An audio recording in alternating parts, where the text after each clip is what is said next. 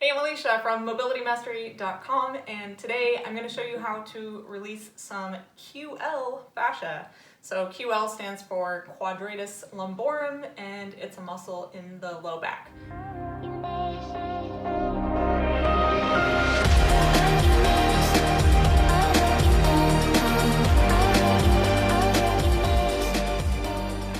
So before you try this one, I have to give you a big warning, big disclaimer here, big red, don't do this if.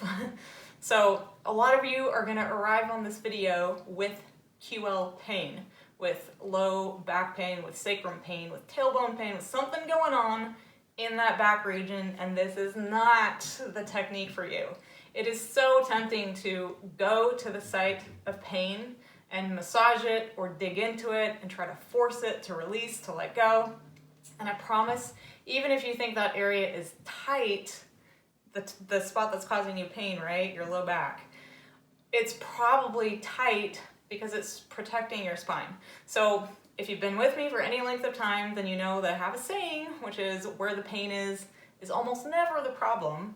And so you don't want to actually go into your low back if you have low back pain.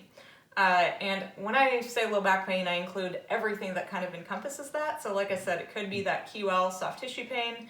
Definitely if you have bulging discs or anything in the low back region, if you have SI pain, sacrum pain, tailbone pain, posterior hip pain, piriformis syndrome, glute pain, anything like that, please don't use this technique. You're going to want to go and find some of my other techniques that can help you actually get to the root of low back pain. And that's actually going to be something in your legs. So your quads, your adductors, maybe your hamstrings and IT bands, all of those can contribute to low back pain because tight tissue in the thighs is going to affect your pelvis and maybe pull you into a pelvic instability scenario.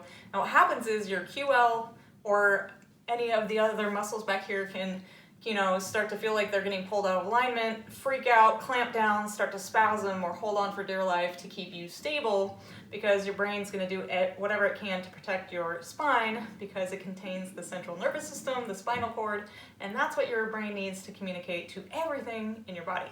So please don't use this if you have low back pain or any of the other things that I mentioned. So why would you want to use this? Well, sometimes, occasionally, for some reason, you will have tight QLs or some actual fascial restriction in there or something going on in that lumbar region. You have the thoracolumbar fascia there, and it's a great place to go sometimes, although I don't go there that often. This one should feel good, actually, if you're going there. If it feels painful or really challenging in a intense way, sensation-wise, then I would say maybe you're on some tissue that's trying to protect you, that's contracted to hold on, and I would not go there. So when in doubt, don't do this one. And the area that we're targeting is going to be just this region right here in the low back.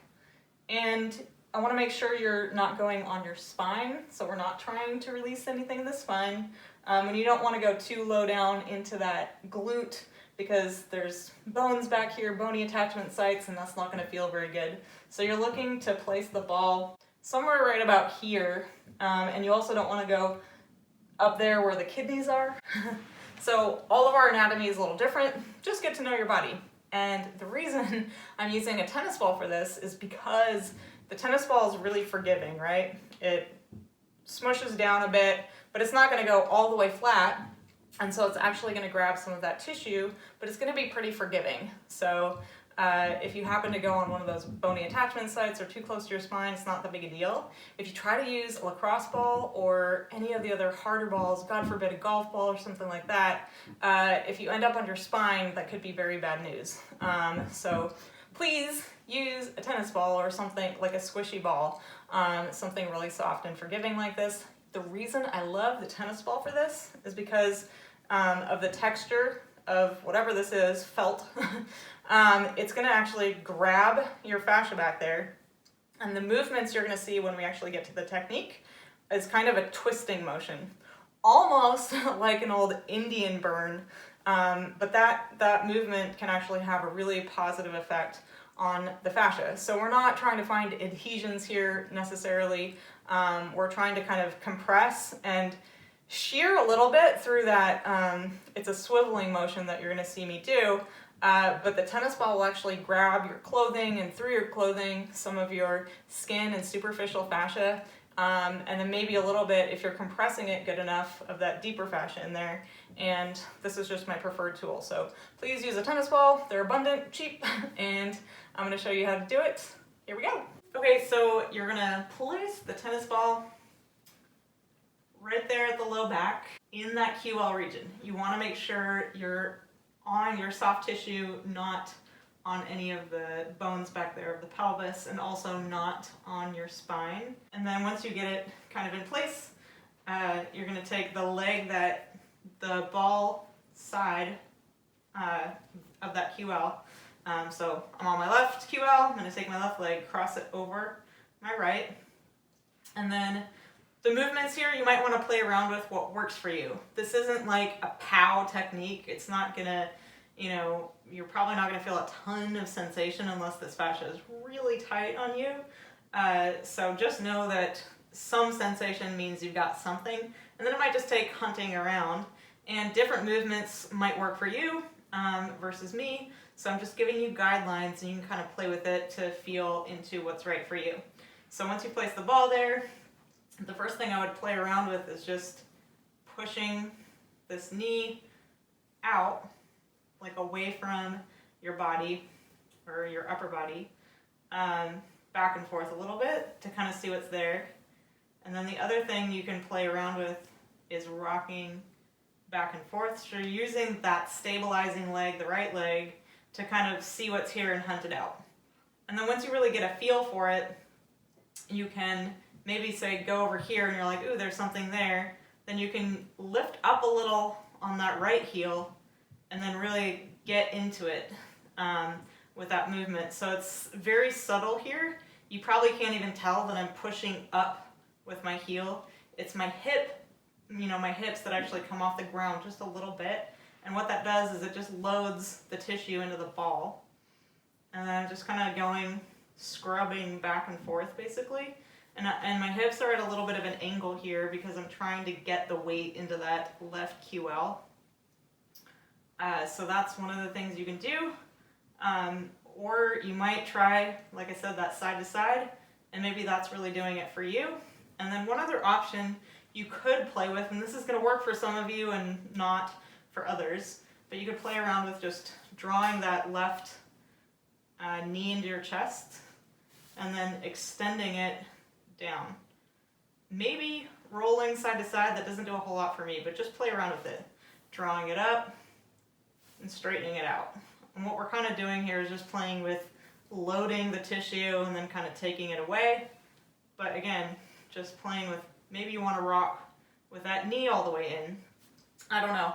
So these are all just options, right? Try them, see what works for you, and then just use whatever works for your body. So I just did some good work on one spot here. If this is your first time doing this technique, I would do one spot, get up and walk around to see how you feel, to see how doing that one spot impacted your body.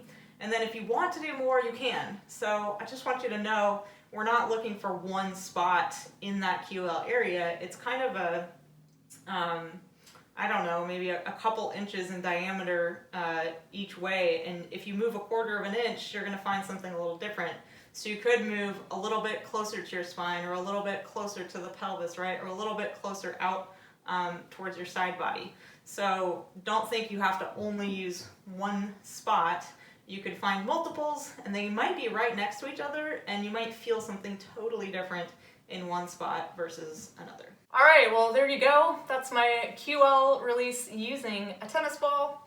I've been really loving using this one lately. It just kind of feels good, and I would love to hear from you if you try it. So give it a try, and then share your comments, your experience below this video in the comment section. I'll definitely be reading them and talking to you guys. And I want to know maybe why you're doing this technique. Hopefully it's not because you have low back pain. Maybe you suspect you just have some tight tissue back there, and you want to loosen it up a little. So share your reason for doing the QL technique and then share your results in the comments below, and I'll see you there.